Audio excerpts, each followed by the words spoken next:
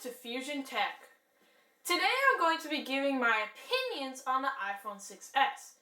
Now I've already done a rumors video for this phone, but the phone has now been officially released, and I'm going to do my opinions on it because I have some opinions about this. Now let's start with the overall design. It's not different from the iPhone 6. It just isn't. They added a new color, rose gold, which is technically another word for just pink, but the design, other than the new color, is exactly the same. Now, I think this is great and all, but with the S series coming around every half year, that means Apple releases a new phone every 6 months, which is insane. So let's say you buy the iPhone 6. Oh, well, now it's outdated, sorry. Why couldn't have these been the specifications that were in the original iPhone? They all existed. There's no reason for them to be in an S model. Now, I understand that you want to upgrade, but I have a feeling that Apple is specifically, purposefully removing stuff from the original model just so they can buff up the specs on the S model just to make more money. Now the specifications, there's not much different. It's got the same terrible screen that's sub 1080p. You can't put a sub 1080p screen on a 2015 smartphone. I don't understand. Sony's coming out with a 4K phone and you're still stuck at 960p or something like that. Oh, it's Retina.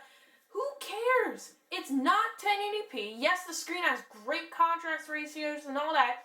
And I know the Plus has a 1080p screen, but that's because Apple knew that if they blew up that screen any bigger, it would look freaking terrible. Now, Retina looked great on the iPhone 4 and 5 because their screens were so small. But now that the screens are getting bigger, it's starting to show a little bit, not too much, but the pixel density on these phones aren't as good as others. That's okay. I mean, nobody needs a 2K display, 4K, 8K. 1080p is fine for now, but sub 1080p? I guess I don't get it. Now, another improvement on this phone is that it has 2 gigs of RAM and that Apple A9, which is great. The A series, it just kind of upgrades over time. The 2 gigs of RAM, though, really should have been in the original iPhone. That is one of those things that I feel like they just left out just because they knew they could make money if they made the S version. This is pathetic. A phone in 2015 with 1 gig of RAM. I understand that iOS and Apple work really well together and they optimized it for 1 gig of RAM, but eventually, after a while, no matter how much you optimize, no matter how much you cut back, it's gonna run out. It's only 1 gigabyte. We need this 2 gigabytes. I think it's awesome that Apple's adding it, but I think it's a little bit too late. Let's just talk about the battery. It's smaller. What? It's like saying, my new car can go 500 miles. Okay, they make a newer, improved engine the next model year. Oh, my car can still go 500 miles, a friend asks. I thought that car had the improved fuel economy. Oh no, they just shrunk the tank size. I mean, even though it's improved fuel economy, I mean, they just shrunk it down a little bit. So you still get the same gas mileage, just as a smaller tank. Now apply this to phones. How does that make any sense? It lasts just as long as it did. iPhones last for a pretty good amount of time, but nowhere near where phones should be at. Why would you make the...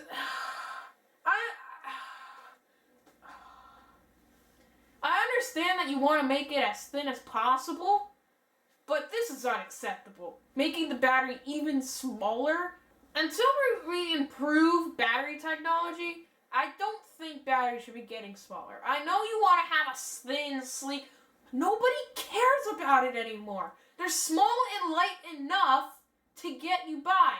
As long as they're thinner than some 2-year-old smartphone, it doesn't matter anymore. Nobody cares about your stupid thinness. We want better battery life. And if nobody's going to do that, then we look to products like the Droid Turbo and stuff. And that phone wasn't even that great, but it had a big battery, so people bought it just based on its battery technology. It also had quick charge. So the fact that you're making this battery smaller than it already was just to improve sleekness and weight, I just don't get it. I just don't. Because yes, your everything might be improved and it might last as long, but who cares? We want better battery life. We don't want it to be the same. Now the iPhone 6S is going to be a great hit, along with the 6S Plus. The names are getting a little bit long, but whatever. It's going to be a great hit because it's an iPhone and it's the S year. So next year when the 7 comes out, people will be buying the 6S. I think it's going to be a great smartphone. It's definitely going to be the best phone by Apple. You know, obviously, it's the latest product. Although I think that Apple is just trying to get people to buy new models every 6 months by keeping out features from the original. Also, with that sub 1080p screen, it also has that smaller battery, which makes no sense. But, nevertheless, people are going to love this phone. It's going to be around for a little while, especially with the 2 gigs of RAM. They'll be able to keep it around longer. And the A9 chip is a marginal improvement. I mean, it's good enough for a half, like 6.5, iPhone 6.5.